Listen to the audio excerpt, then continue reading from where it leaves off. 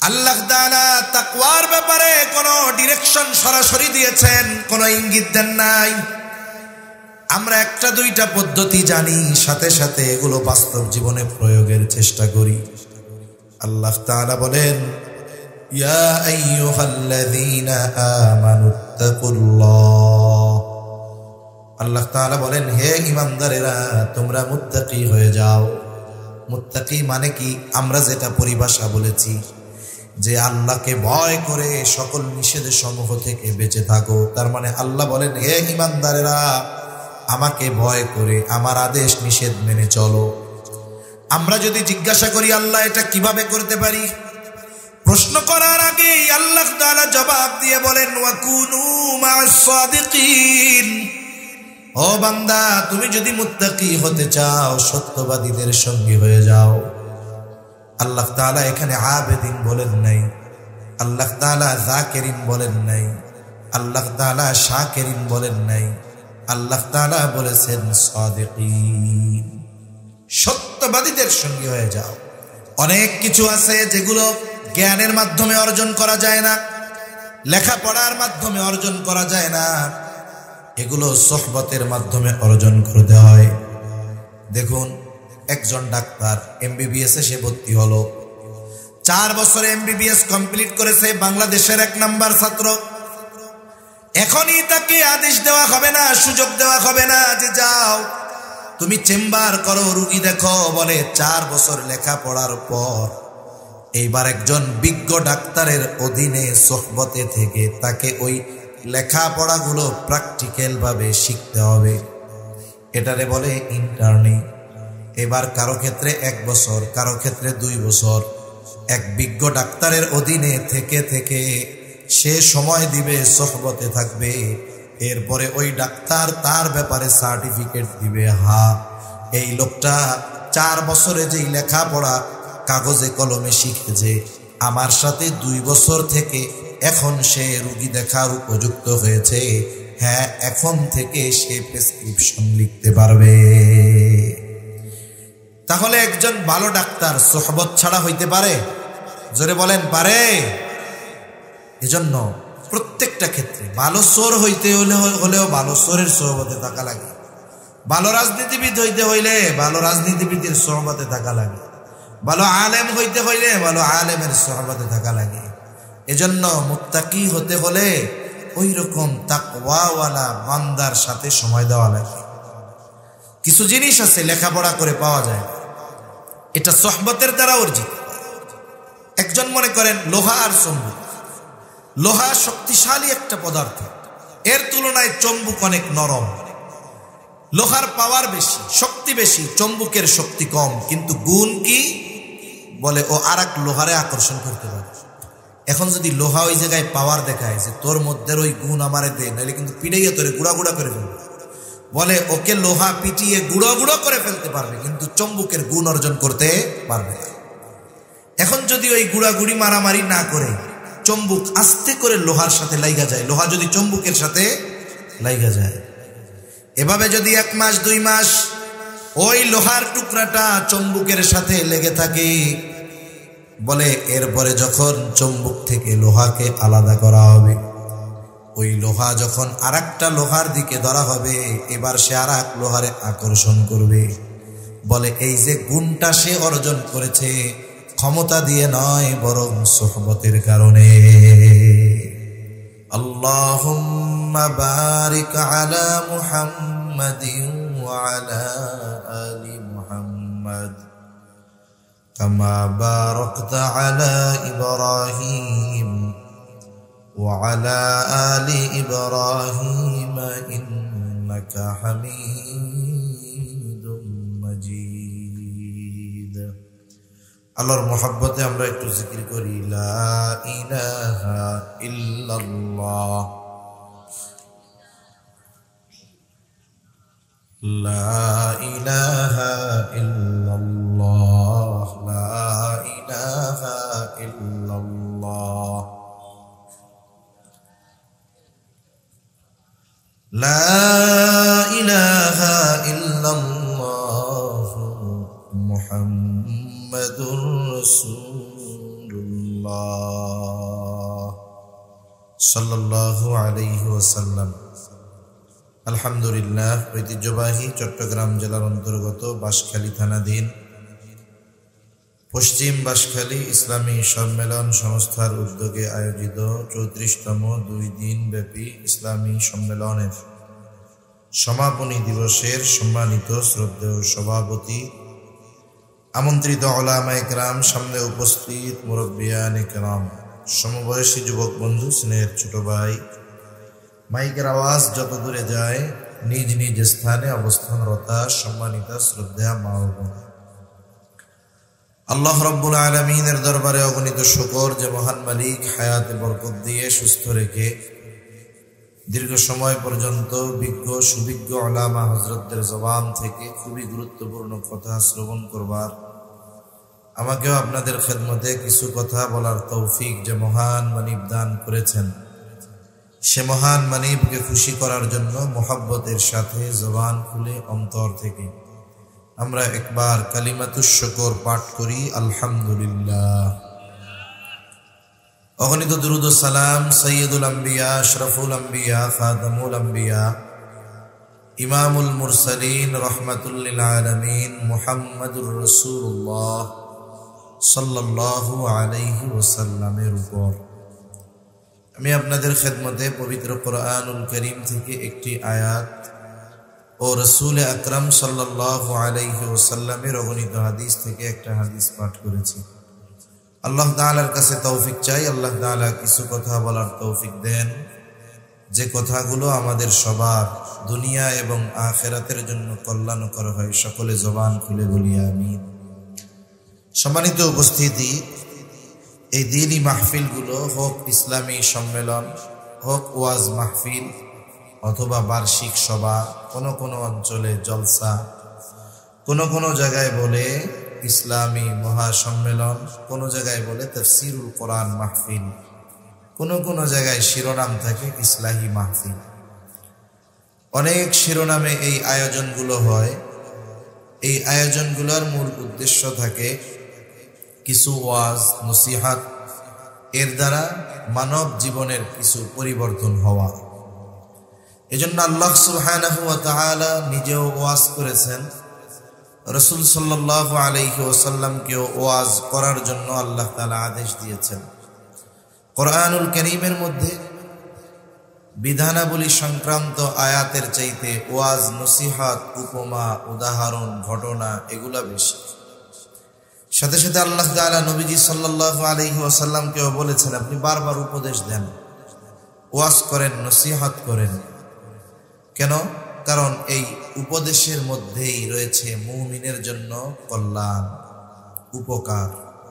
আল্লাহ তাআলা বলেন, ওয়াযাক্কির ফাইন্নায যিকরা তানফাউল মুমিনিন।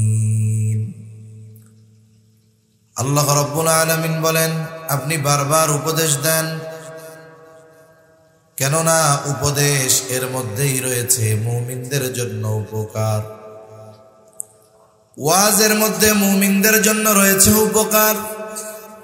এখন তো ওয়াজের জন্য কত আয়োজন করা হয়, এরপরেও দেখা যায় জাগতিক ব্যস্ততা পেছনে ফেলে আমরা দ্বীনি মজলিসগুলোয় আসতে পারি না।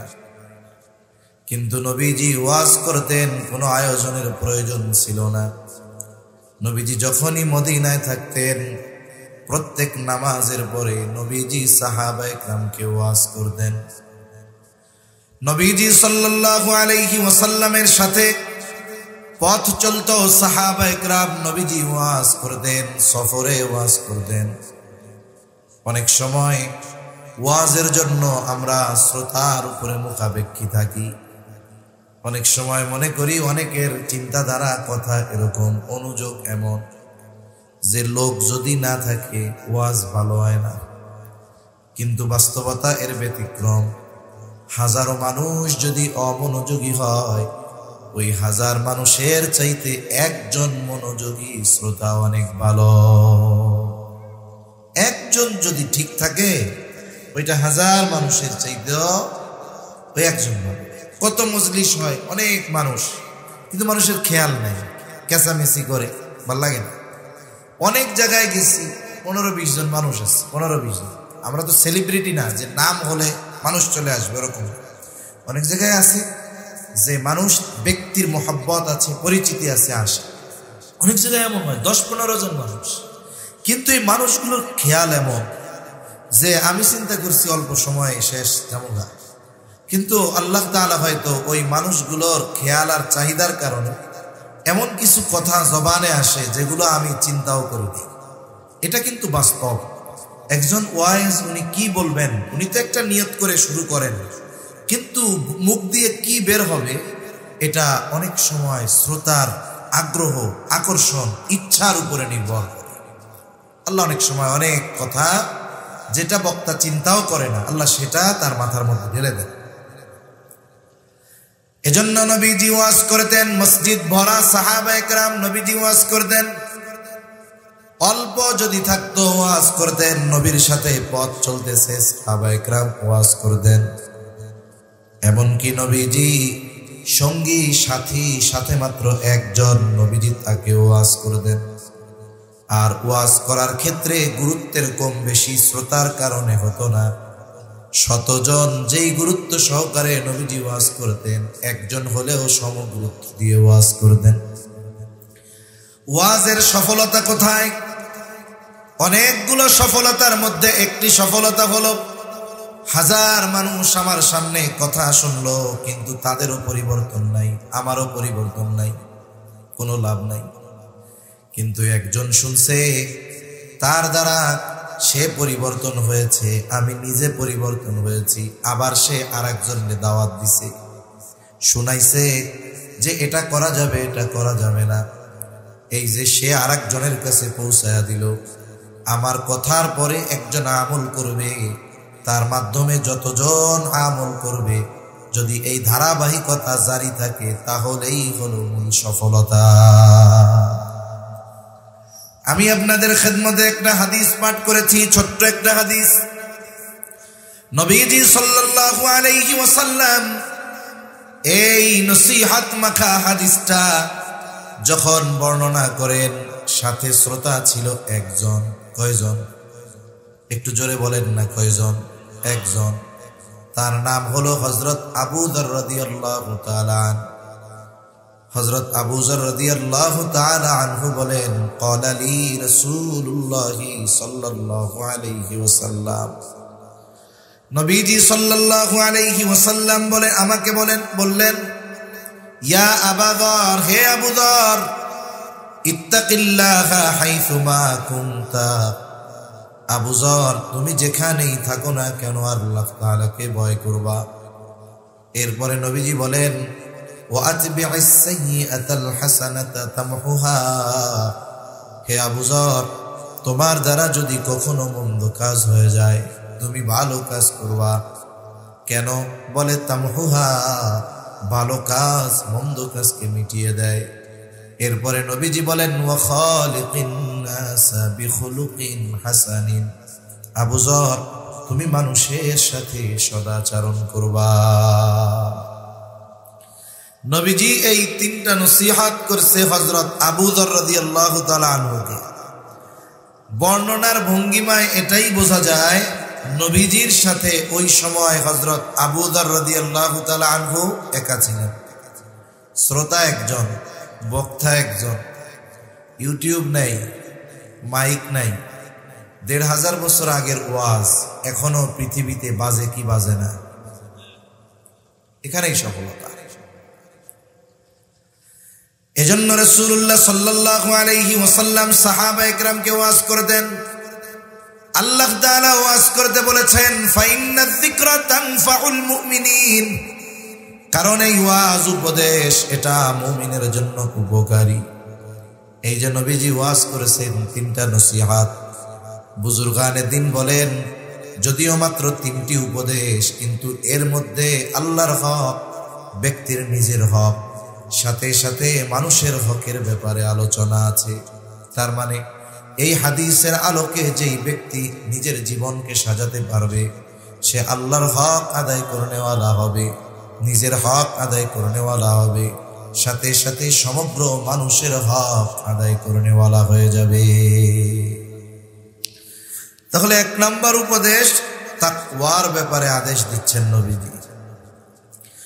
রাসূলুল্লাহ সাল্লাল্লাহু আলাইহি ওয়াসাল্লামের এমন কোন খুতবা নাই যেই খুতবায় নবীজি তাকওয়ার কথা বলেন নাই।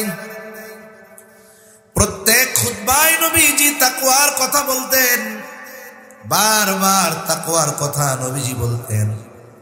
তাকওয়ার নির্দেশ শুধু আল্লাহ নবী দিয়েছেন এমনটা নয়, আল্লাহ তাআলাও কোরআনে তাকওয়ার নির্দেশ দিয়েছেন। কোরআনুল কারীমের জায়গায় জায়গায় আল্লাহ তাআলা ঈমানদারদেরকে ডেকে বলেন, ইয়া আইয়ুহাল্লাযীনা আমানুত্তাকুল্লাহ। আল্লাহ তাআলা বলেন, হে ঈমানদারেরা তোমরা মুত্তাকি হয়ে যাও। আবার আল্লাহ তাআলা কোন কোন জায়গায় শুধু ঈমানদার নয় বরং গোটা মানব জাতিকে উদ্দেশ্য করে তাকওয়া অর্জনের আদেশ দিয়েছেন। বলে ঈমানদারদেরকে উদ্দেশ্য করে যেই তাকওয়ার আদেশ দিয়েছেন এর দ্বারা উদ্দেশ্য একরকম, আবার যখন গোটা মানব জাতিকে উদ্দেশ্য করে তাকওয়া অর্জনের নির্দেশ আল্লাহ তাআলা দেন ওইখানে উদ্দেশ্য আরেক রকম। যেমন পবিত্র কোরআনুল কারীমের প্রসিদ্ধ একটি সূরা, সূরার নাম হলো সূরাতুন নিসা। এই সূরার শুরুতে আল্লাহ তাআলা বলেন, ইয়া আইয়ুহান নাসুত্তাকু রাব্বাকুমুল্লাযী খালাকাকুম মিন নাফসিন ওয়াহিদা ওয়া খালাকা মিনহা যাওজাহা ওয়া বাসসা মিনহুমা রিজালান কাসীরান ওয়া নিসাআ। আল্লাহ তাআলা বলেন, ইয়া আইয়ুহান নাস, হে মানব সম্প্রদায়, ইত্তাকু রাব্বাকুম, তোমরা তোমাদের রবকে ভয় করো। কোন রব? বলেন আল্লাযী খালাকাকুম মিন নাফসিন ওয়াহিদা, ওই রবকে তোমরা ভয় করো যিনি তোমাদেরকে একটি প্রাণ থেকে সৃষ্টি করেছে। এই পৃথিবীতে যত মানুষ আছে, হোক নারী বা পুরুষ, মুসলিম কিংবা অমুসলিম, সকলকে আল্লাহ তাআলা বানিয়েছেন কয়জন থেকে? একজন থেকে। আবার এই পৃথিবীতে যত মানুষ আছে, হোক মুসলিম অমুসলিম বা পুরুষ, শুধু মানুষ নয়, গোটা সৃষ্টির রব কে? আরো জোরে বলেন না কে? এজন্য আল্লাহ গোটা মানব জাতিকে উদ্দেশ্য করে বলেন, হে মানব সম্প্রদায়, ইত্তাকু রাব্বাকুম, তোমরা তোমাদের রবকে ভয় করো। বলে এই জায়গায় তাকওয়া দ্বারা উদ্দেশ্য হলো ঈমান। তার মানে আল্লাহ তাআলা বলেন, হে মানব সম্প্রদায়, তোমরা তোমাদের রবের উপরে ঈমান আনো। বলে কোন রব? যিনি তোমাদের সকলকে একটি প্রাণ থেকে সৃষ্টি করেছে। এজন্য ঈমান আনার মাধ্যমে একজন মুত্তাকি তাকওয়ার সর্বনিম্ন স্তরে অবস্থান করে। ঈমান আনলেও সে মুত্তাকি। তাহলে আবার ঈমানদারকে আল্লাহ আবার কেন তাকওয়ার কথা বললেন? মানব জাতিকে উদ্দেশ্য করে তাকওয়া অর্জনের আদেশ দিয়েছেন, এখানে তো ঈমান বুঝলাম। তাহলে আবার ঈমানদাররে কোন তাকওয়ার কথা বললেন? দেখুন ঈমানদারকে কোন তাকওয়ার কথা বলছে? তাকওয়ার আপার ক্লাসে অবস্থান করার জন্য বলছে, যে তোমার নিম্ন স্তরের মুত্তাকি হলে হবে না, তোমাকে আপার ক্লাসের মুত্তাকি হতে হবে। মুত্তাকি তাকওয়া, এই মুত্তাকি ঈমান আনলেও মুত্তাকি, এটা মুত্তাকির সর্বনিম্ন স্তর। সর্বোচ্চ স্তর কি, কোথায়, কি করলে সর্বোচ্চ স্তর অর্জন করা যাবে, এটাও আল্লাহ জানায় দিচ্ছেন। যেমন আমাদের বাংলাদেশে অনেকগুলো বাহিনী আছে। আমাদের দেশে নিরাপত্তার দায়িত্বে নিয়োজিত একটা বাহিনী পুলিশ বাহিনী আছে না নাই? পুলিশ। আপনাদের বাঁশখালী থানার যখন যাবেন, থানার ভেতরে দেখবেন কিছু পুলিশ আছে, জীবনে থানার ভেতরে গিয়ে চেয়ারে বসার সুযোগ হয় না, বাইরে দাঁড়ায় থাকা লাগে। মনে করেন বাড়ি হলো তার একেবারে উত্তরবঙ্গে। বলেন তো এখান থেকে যখন সে বাড়ি যায়, সে একজন কনস্টেবল হাবিলদার, থানার সামনে দাঁড়ায় তার পাহারা দেওয়া লাগে। ওর এলাকায় যদি ওরে জিজ্ঞাসা করে তুমি কি করো? চাকরি করি। কিসে করো? বলে পুলিশে করি। আবার আপনাদের চট্টগ্রামের ডিআইজি যিনি, অথবা যিনি পুলিশ বাহিনীর প্রধান, ওনাকে যদি জিজ্ঞাসা করা হয় কি করেন, জব করি, সার্ভিস কিসে, পুলিশে, পদ কি পরে থাকলো, পরিচয় প্রথমে দুইজনেই দেয় পুলিশ।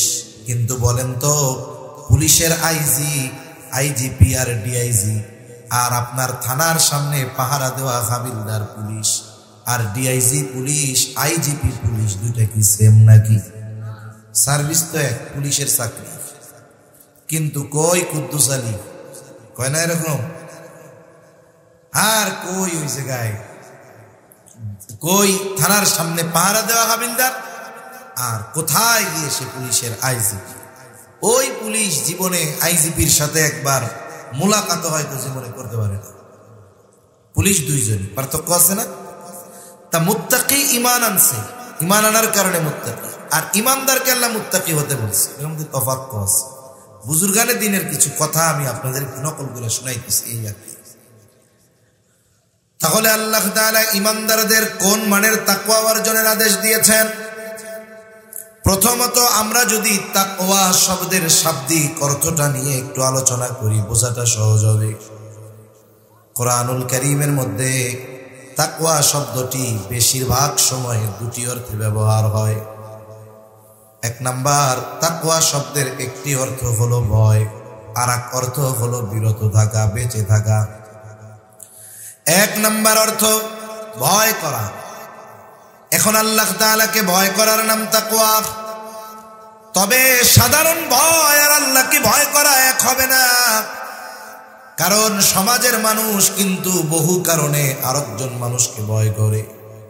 মনে করেন সমাজের মানুষ ওই সমাজের সবচাইতে খারাপ মানুষটাকে ভয় করে, কি করে না?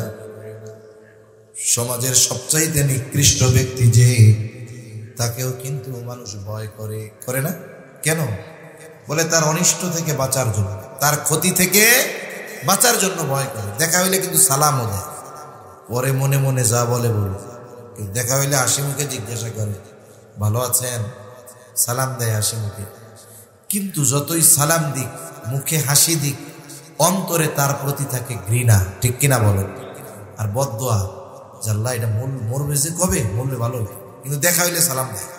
এমন ভাব নেয় ভাই আপনাকে আমার চাইতে আর কেউ বেশি ভালোবাসে। তাহলে দেখুন, সমাজের মানুষ সমাজের সবচাইতে খারাপ মানুষটাকে ভয় করে, তার অনিষ্ট থেকে বাঁচার জন্য ভয় করে। বলে এই ভয়ের মধ্যে থাকে ঘৃণা, ঘৃণা। আবার সমাজের সবচাইতে ভালো মানুষটাকেও মানুষ ভয় করে। আপনাদের এলাকার সবচাইতে বড় বুজুর্গ মানুষ রাস্তা দিয়ে যাচ্ছে, রাস্তার সামনে ওইখানে দুইজন লোক সিগারেট খায়, তারাও হুজুরকে চিনে, হুজুরও তাদেরকে চিনে। যখন হুজুরকে দূর থেকে দেখবে, আস্তে করে সিগারেটটা ফালায়া দিবে। অন্যায় কাজ যদি করতে থাকে, হুজুরকে দেখে বন্ধ করে দিবে। আর একজন যদি জিজ্ঞাসা করে কি রে থামলি কেন, বলে ওই তো হুজুর আসতেছে। কেন? ভয় লাগে। হ্যাঁ, কেন? বলে উনি আমাদের এলাকার সবচাইতে বড় বুজুর্গ মানুষ, খবরদার ওনার সামনে কোনো অন্যায় করা যাবে না। খারাপ মানুষকে ভয় করা আর এই বুজুর্গকে ভয় করা, এই দুইটা কি এক হইল? খারাপ মানুষকে ভয় করার মধ্যে থাকে ঘৃণা, আর ভালো মানুষকেও মানুষ ভয় করে, বলে এর মধ্যে থাকে সম্মান, আজমত, মহব্বত, ঠিক কিনা বলেন? এজন্য আল্লাহ তাআলাকে বান্দা ভয় করে, বলে এই ভয়ের মধ্যে প্রথমত মহব্বত থাকে। কেন? কারণ আল্লাহ তাআলা কোরআনুল কারীমের মধ্যে বলেন, ওয়াল্লাযীনা আমানু আশাদ্দু হুব্বাল লিল্লাহ। ঈমানদার আল্লাহর জন্য তার ভালোবাসা হলো সুদৃঢ়। তার মানে একজন ঈমানদার সবচাইতে বেশি ভালোবাসে কাকে? আল্লাহ। এই ভালোবাসার সাথে সাথে ঈমানদার সবচাইতে বেশি ভয় করে কাকে? জোরে বলেন না, কাকে? আল্লাহ তাআলাকে বান্দা ভয় করে, বলে এই ভয়ের সাথে থাকে ভালোবাসা, এই ভয়ের সাথে থাকে সম্মান, আজমত। তাহলে তাকওয়া শব্দের এক অর্থ ভয় করা, দ্বিতীয় অর্থ বলে বিরত থাকা, বেঁচে থাকা। কিসের থেকে? বলে আল্লাহ তাআলা যেই বিষয়গুলো থেকে আমাদেরকে বেঁচে থাকতে বলেছেন, নিষেধ করেছেন, সেগুলা থেকে বেঁচে থাকে, সাথে সাথে যেই বিষয়গুলো আদেশ দিয়েছেন সেগুলো করে, বিশেষ করে নিষেধ সমূহ থেকে বেঁচে থাকে, বিরত থাকে। তা বলে এই নিষেধ সমূহ থেকে বেঁচে থাকার নাম হলো তাকওয়া। এখন যদি এই দুইটা শব্দের সমন্বয় ঘটানো হয়, কেমন যেন তাকওয়া শব্দের অর্থটা এমন হয়, পারিভাষিক অর্থটা দাঁড়ায়, বলে তাকওয়া হলো আল্লাহ তাআলাকে ভয় করে তার নিষেধ সমূহ থেকে বেঁচে থাকার নাম হলো তাকওয়া। আল্লাহকে ভয় করে নিষেধ সমূহ থেকে বেঁচে থাকার নাম তাকওয়া। যেই মুমিন এই কাজ করে, যেই মুমিন আল্লাহকে ভয় করে আল্লাহর সব নিষেধ সমূহ থেকে বেঁচে থাকে, এই মুমিন হলো মুত্তাকি মুমিন। এই তাকওয়া অর্জনের আদেশ আল্লাহ দিয়েছে। এখন বলেন, সব মুমিন কি আল্লাহকে ভয় করে পাপ থেকে বেঁচে থাকে? জোরে বলেন না, বেঁচে থাকে? থাকে না। তাহলে মুমিনের জন্য যখন তাকওয়ার আদেশ, তখন কি যে তুমি আল্লাহকে ভয় করে আল্লাহর নিষেধ সমূহ থেকে বেঁচে থাকো। তাহলে তাকওয়া অর্জনের নির্দেশ মুমিনকে দিয়েছেন কে? আরো জোরে কে? আল্লাহ। আল্লাহ রাব্বুল আলামিন শুধু বান্দাকে কোনো বিষয়ের আদেশ করেন এমনটা নয়, বরং বান্দা আল্লাহ তাআলার ওই আদেশ কিভাবে বাস্তবায়ন করবে সেটাও আল্লাহ তাআলা বান্দাকে জানায় দেয়, শিখায় দেয়। কোরআনুল কারীমে আল্লাহ তাআলার যত আদেশ আছে, যত নিষেধ আছে, সব বাস্তবায়নের পদ্ধতিও আল্লাহ তাআলা বলে দিয়েছেন। সাধারণত এটা দুই ভাবে হয়। একটা হলো আদেশ করার পর ওই আদেশটা বাস্তবায়নের সুস্পষ্ট নির্দেশনা আল্লাহ দিয়ে দেন। আর একটা হলো সুস্পষ্ট নির্দেশনা দেন না ঠিক, তবে সূত্র দিয়ে দেয়। যেমন কোরআনুল কারীমে আল্লাহ তাআলার নির্দেশ যে তোমরা আল্লাহর আনুগত্য করো। এখন আমরা আল্লাহর আনুগত্য কিভাবে করব? এই প্রশ্নের জবাব আল্লাহ বলেন, মান ইউতি'র রাসূলা ফাকাদ আতা আল্লাহ। আল্লাহ তাআলা এই জায়গায় জানায় দেন, মান ইউতি'র রাসূলা ফাকাদ আতা আল্লাহ। যে রাসূলের আনুগত্য করলো সে কার আনুগত্য করলো? জোরে বলেন। তার মানে কোন আদেশ যদি কোরআনে থাকে আর ওই আদেশ যদি সুস্পষ্টভাবে বাস্তবায়নের পদ্ধতি না পাওয়া যায়, তাহলে ওই আদেশ বাস্তবায়নের পদ্ধতি যার কাছে পাওয়া যাবে তিনি হলেন মুহাম্মাদুর রাসূলুল্লাহ সাল্লাল্লাহু আলাইহি ওয়াসাল্লাম। উপমা দেই একটা দুইটা উদাহরণ। যেমন নামাজের আদেশ করছেন কে? জবান খুলে বলেন, আরো জোরে কে? আল্লাহ। এখন যদি নামাজের আদেশ আল্লাহ করেছেন, কোরআনে আছে 82 জায়গায় নামাজের কথা আল্লাহ বলেছেন। এখন যদি কাউরে দায়িত্ব দেওয়া হয় শুধু কোরআন থেকে, নবীর হাদিস সুন্নাহ সব একদিকে, শুধুমাত্র কোরআনের থেকে ফজরের 2 রাকাত সুন্নাত আমরা যেভাবে পড়ি, যা যা করি সব কোরআনুল কারীম থেকে বের করে দিতে হবে। কিয়ামত পর্যন্ত যদি কাউরে হায়াত দিয়ে কাজে লাগাই দেওয়া হয়, সম্ভব নয়। তাহলে নামাজের আদেশ আছে কোরআনে, তবে নামাজের আদেশ আল্লাহ তাআলা কোরআনে করেছেন, তবে নামাজ কিভাবে পড়তে হবে এটা আল্লাহ শিখতে বলেছেন নবীর থেকে। ওই যে মাইয়ুতির রাসূলা ফাকাদ আতা আল্লাহ, এই জন্য নামাজের আদেশ করেছেন আল্লাহ, উম্মতকে নামাজ পড়া শিখিয়েছেন মুহাম্মাদুর রাসূলুল্লাহ সাল্লাল্লাহু আলাইহি ওয়াসাল্লাম। এজন্যই নবীজি সাল্লাল্লাহু আলাইহি ওয়াসাল্লাম বলেন, সাল্লু কামা রাআইতুমুনি উসাল্লি। নবীজি সাল্লাল্লাহু আলাইহি ওয়াসাল্লাম বলেন, সাল্লু নামাজ পড়ো। কিভাবে পড়বা? কামা রাআইতুমুনি উসাল্লি, যেভাবে আমাকে নামাজ পড়তে দেখো। তার মানে দেখুন, নামাজের আদেশ আল্লাহ করেছেন, তবে নামাজের পদ্ধতি বলে দেন নাই, বরং নামাজের পদ্ধতিটা প্র্যাকটিক্যাল ভাবে মুহাম্মাদুর রাসূলুল্লাহ সাল্লাল্লাহু আলাইহি ওয়াসাল্লাম উম্মতকে শিখিয়েছে। নামাজের যে ফরজগুলো আছে, ফরজগুলোর মধ্যে একটি ফরজ রুকু করা। রুকু করা কি নামাজের একটি ফরজ। রুকুর আদেশ কোরআনুল কারীমের মধ্যে আছে। আল্লাহ তাআলা বলেন ওয়ারকাউ মা'আর রাকিঈন, রুকুকারীদের সাথে রুকু করো। রুকু শব্দের শাব্দিক অর্থ কি? ঝুঁকা। রুকু শব্দের শাব্দিক অর্থ ঝুঁকা। কিন্তু বলেন তো কতটুক ঝুঁকতে হবে, কতটুক পরিমাণ ঝুঁকা লাগবে, এটা কিন্তু আপনি কোরআনুল কারীমে পাবেন না। এখন একজন নামাজে দাঁড়াইছে, রুকু করলো, সুস্থ সবল মানুষ, সে যদি শুধু মাথাটা একটু ঝুঁকায়, এরকম সোজা দাঁড়াইয়া মাথা ঝুঁকাইছে, আপনি জিজ্ঞাসা করলেন এটা কি করছিলাম? রুকু করছিলাম। আপনি কি তার এতটুকু ঝুঁকাকে রুকু বলবেন? বলবেন না। তাহলে এই রুকুর দ্বারা, ঝুঁকার দ্বারা কতটুক ঝুঁকতে হবে, কিভাবে ঝুঁকতে হবে, এটা প্র্যাকটিক্যাল ভাবে উম্মতকে শিখিয়েছেন মুহাম্মদুর রাসূলুল্লাহ সাল্লাল্লাহু আলাইহি ওয়াসাল্লাম। আমি যদি মাথা এতটুকু ঝুঁকাই, এটাকে আপনি রুকু বলবেন না, বরং রুকু বলবেন কখন? বলে পুরা 90 ডিগ্রি বাঁকা হইতে হবে, ডালের মতো বাঁকা হয়ে যাবে। সে দাঁড়াবে, তার কোমরটা বাঁকা করবে, মাথা পিঠ একেবারে সমান হয়ে যাবে। এইরকম ঝুঁকাকে আমরা রুকু বলি, ঠিক কিনা? এখন রুকুর জন্য যে এতটুকু ঝুঁকতে হবে, এটা তো কোরআনে পাই নাই, এটা পাইলাম কোথায়? নবীর থেকে। এজন্য বলতেছিলাম, যখন আল্লাহ তাআলা কোনো আদেশ করেন, ওই আদেশ বাস্তবায়নের পদ্ধতি আল্লাহ বলে দেন দুই সিস্টেম।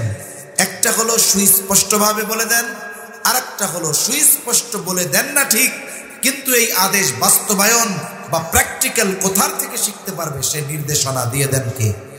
আল্লাহ। কথা বুঝতে কষ্ট হইতেছে?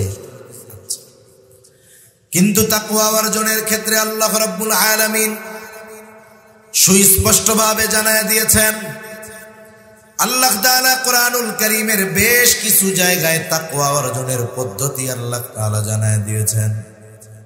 এজন্য একটা আদেশ যদি কাউকে করা হয়, সাথে সাথে যদি আদেশ বাস্তবায়নের পদ্ধতিও বলে দেওয়া হয়, ওই আদেশটা তার জন্য সহজ হয়ে যায়।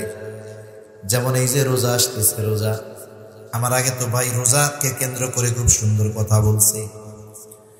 আল্লাহ তাআলা বলেন ইয়া আইয়ুহাল্লাযীনা আমানু কুতিবা আলাইকুমুস সিয়াম, হে ঈমানদারেরা তোমাদের উপরে রোজা ফরজ করা হয়েছে। এই যে একটা জিনিস আবশ্যকীয় করা হলো, এখন মনে হবে কঠিন, কিন্তু এর পরপরই যখন আল্লাহ বললেন কামা কুতিবা আলাল্লাযীনা মিন ক্বাবলিকুম, যারে এই রোজা শুধু তোমাদের উপরে ফরজ করা হয়েছে এমনটা নয়, তোমাদের পূর্ববর্তীদের উপরেও ফরজ করা হয়েছিল। প্রথম যখন আদেশ করা হইল রোজা ফরজ, তখন মনে হবে আল্লাহ কেমনে থাকবো। যখন আল্লাহ বললেন আরে এটা তোমাদের উপরেই ফরজ করছি, তা না, তোমাদের পূর্ববর্তীদের উপরেও ফরজ করা হয়েছিল, তখন দেখেন তখন কি হবে? মাইন্ডে একটা চিন্তা আসবে, ও আমাদের আগেও রোজা ফরজ ছিল, তাহলে ওরা যেহেতু পারছে আমরাও তো পারব। আবার রোজার উদ্দেশ্য কি? তাকওয়া। আল্লাহ যখন জানাইছে, তখন আদেশ করার সাথে সাথে যেমন কঠিন কষ্ট মনে হইতে পারতো, কিন্তু যখন বলছে এটা আগেও ফরজ ছিল, আবার এর মাধ্যমে তোমরা মুত্তাকি হতে পারবা, লাআল্লাকুম তাত্তাকুন, যাতে তোমরা মুত্তাকি হতে পারো। লাআল্লাহ কালামে ইলাহির মধ্যে আসলে ইয়াকিনের অর্থ দেয়, এর মানে তোমরা যারা রোজা রাখবা তোমরা মুত্তাকি হইতে পারবা। তাহলে দেখো, আদেশ করার পরে যদি ওই আদেশ বাস্তবায়নের পদ্ধতি বলে দেওয়া হয়, তাহলে এটা আদেশ করার পরে যেমন কঠিন মনে হয়, পদ্ধতি বলে দেওয়ার পরে আগের চাইতে সহজ হয়ে যায়। মনে করেন আপনাদের এই এলাকার একজন মানুষ জীবনে কোনো দিন সে চট্টগ্রাম যায় না, ক্রসিং পার হয়নি, ট্যানেলের কাছেও যায় না, দুই একবার জীবনে হয়তো বাঁশখালী গেছে। এর যদি আপনি সকালবেলা ঘুম থেকে উঠা বলেন, অথবা সন্ধ্যায় যদি বলেন তোমার আগামীকাল ঢাকা যাইতে হবে, ওর রাতের ঘুম হারাম হয়ে যাবে। যে বেটা জীবনে কোনোদিন চট্টগ্রাম যায় নাই, ওরে আপনি ঢাকা যাইতে বলতেছেন, ও দেখবেন রাতে আর এপাশ ওপাশ করবে। আল্লাহ কি হবে না হবে কে জানে। সকালবেলা এসে ভাই ঢাকাটা যেতে পারবো না ভাই, আমি শেষ, ঘুর থেকে হারাই যাবো, কি হইব না হইব, টানেলের নিচে দিয়ে যাবো, নদীর পানি ভেঙে পড়ে কিনা, তা ঠিক আছে। এখন আপনি তারে বললেন আরে ভয় পেও না, আমি তোমার এইখান থেকে সুন্দর মতো চট্টগ্রাম নিয়ে যাব, ওইখান থেকে একটা বাসে উঠাইয়া দিব, অথবা তোমারে আমি বটতলি ট্রেন স্টেশনে গিয়ে ট্রেনে উঠাইয়া দিব, তুমি নাম্বা টাম্বা না, একেবারে সর্বশেষ যেই জায়গায় যাবে ট্রেন, ওইখানে যখন দেখবা সবাই নামতেছে, এরপরেও তুমি নামবা, তুমি শুধু বৈশাই থাকবা। কেন বৈশা থাকবা? অমুকে আইসা তোমার বগি নম্বর, সিট নম্বর বলে দিব, ও তোমার ট্রেন থেকে নামাইয়া বাসায় নিয়ে যাবে। বলেন তো, যেই আদেশ শুই না রাত ভর ঘুম হইতেছিল না, যখন যাওয়ার পদ্ধতি তাকে বলল, আদেশ দেওয়ার পরে যে টেনশন ছিল এখন আছে না কমছে? এখন ও উল্টা কি করবে জানেন? ওরে ট্রেনে উঠাই যখন দিবে, ওইখান থেকে যখন ওরে নামায় নিয়ে যাবে, তখন ও ফোন দিয়া বলবে, ওরে ভাই ঢাকা আসা এত সহজ, এটা আমি আগে জানতাম না। অথচ দেখুন, পদ্ধতি বলার আগে ওর কাছে মনে হচ্ছিল মাথার উপরে মনে হয় পাহাড় চাপায়া দিচ্ছে। এজন্য আল্লাহ তাআলা আদেশ করার সাথে সাথে ওই আদেশ বাস্তবায়নের পদ্ধতিও আল্লাহ বলে দেয়।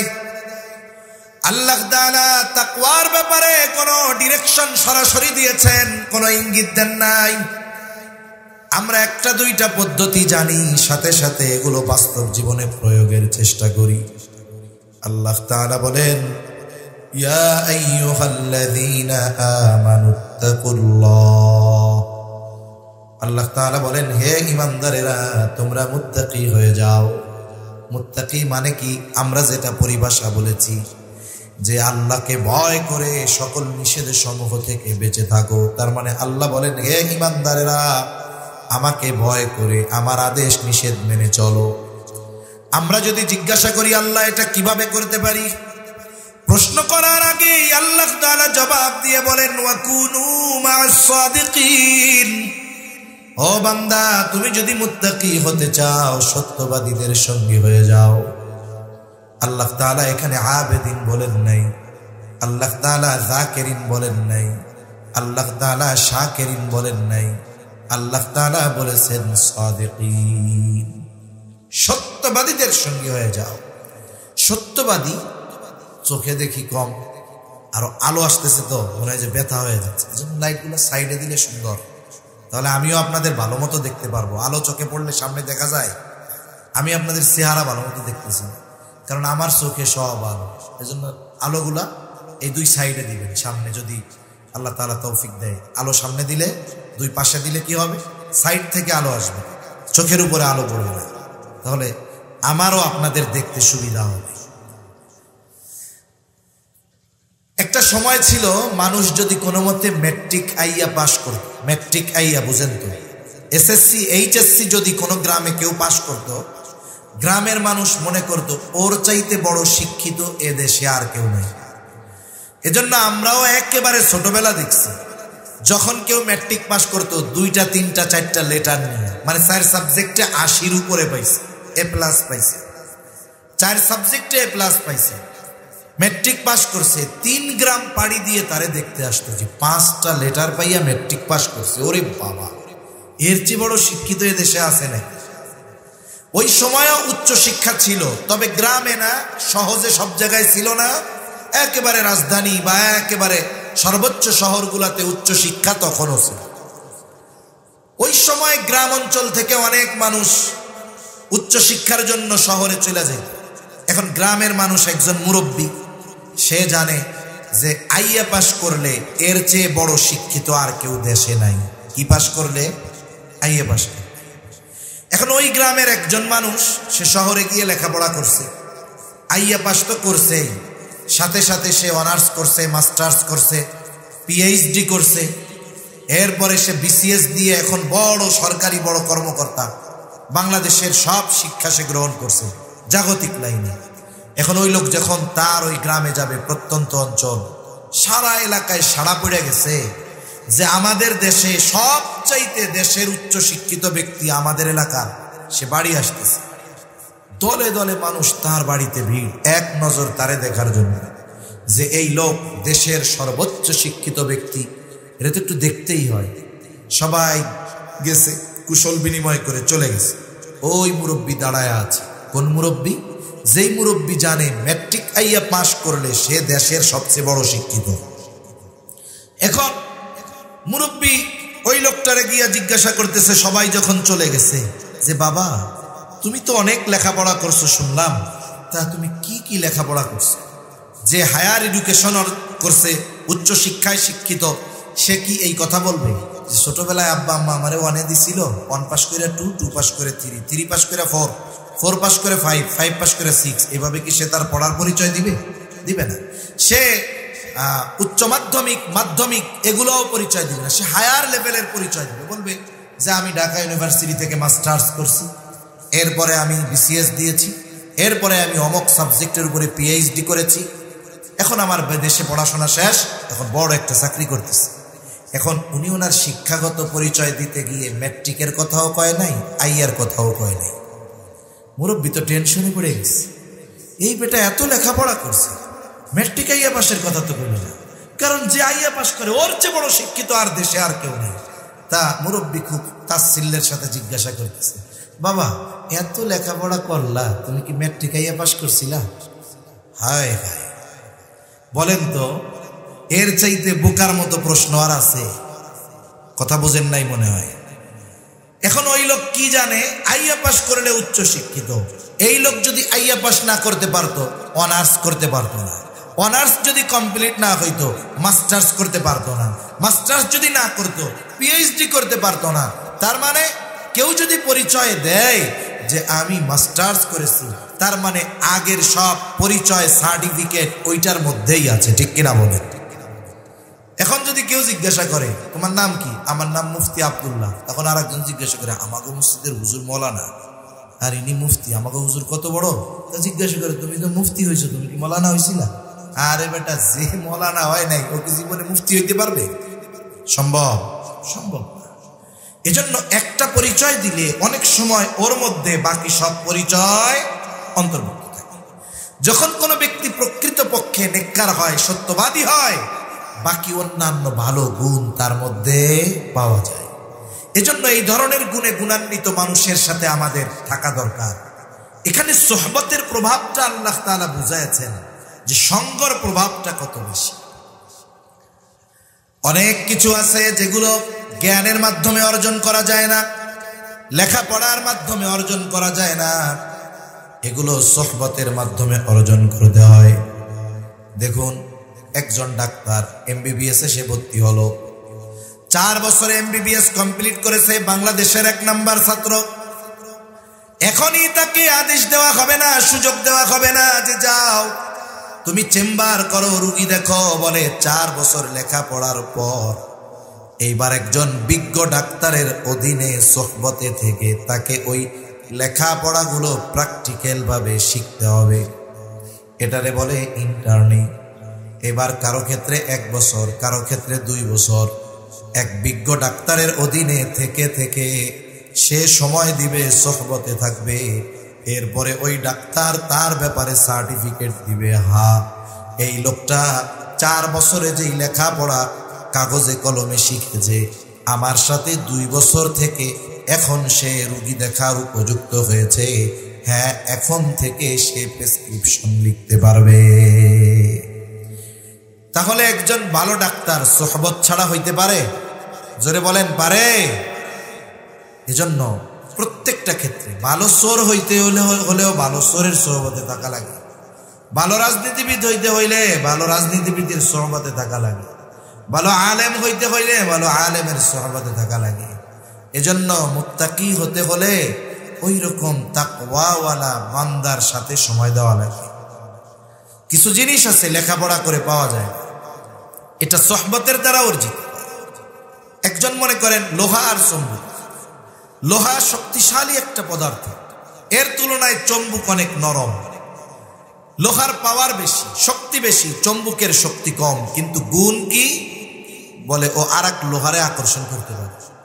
এখন যদি লোহা ওই জায়গায় পাওয়ার দেখায় যে তোর মধ্যে ওই গুণ আমারে দে, নাহলে কিন্তু পিটাইয়া তোরে গুঁড়া গুঁড়া করে ফেলবে, বলে ওকে লোহা পিটিয়ে গুঁড়ো গুঁড়ো করে ফেলতে পারবে, কিন্তু চুম্বকের গুণ অর্জন করতে পারবে না।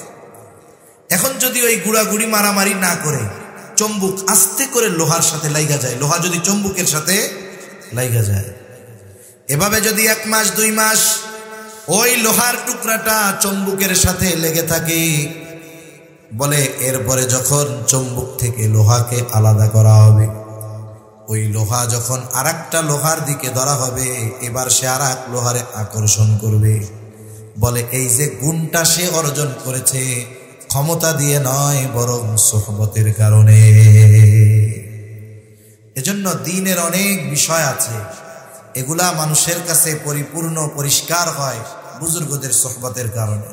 এজন্য আমরাও এইরকম নেককার বান্দা যারা, আহলুল্লাহ যারা, এদের সাথে কিছু সময় দিব। এমন কিছু জিনিস আমাদের অর্জিত হবে যেগুলো আমরা জ্ঞানের মাধ্যমে, ক্ষমতার মাধ্যমে, টাকার মাধ্যমে অর্জন করতে পারবো। 2 নম্বর, আল্লাহ তাআলা বলেন ইয়া আইয়ুহাল্লাযীনা আমানুত্তাকুল্লাহ। আল্লাহ তাআলা বলেন হে ঈমানদারেরা তোমরা মুত্তাকি হও। আমরা যদি জিজ্ঞাসা করি আল্লাহ মুত্তাকি কেমনে হব, আল্লাহ তাআলা বলেন ওয়াল তানজুর নাফসুম মা কদ্দামাত লিগাদ। আল্লাহ তাআলা বলেন তুমি নিজের দিকে নজর দাও, আগামীর জন্য তুমি কি প্রেরণ করেছ। প্রত্যেকটি আগামী ভবিষ্যৎ, আগামী মানে কি ভবিষ্যৎ। আল্লাহ তাআলা এখানে আগামী দ্বারা দুনিয়ার হায়াতের আগামী বা ভবিষ্যতের কথা বলেন নাই, কারণ দুনিয়ার ভবিষ্যৎ এটা তো অনিশ্চিত। আল্লাহ তাআলা সুনিশ্চিত ভবিষ্যতের কথা বলেছেন।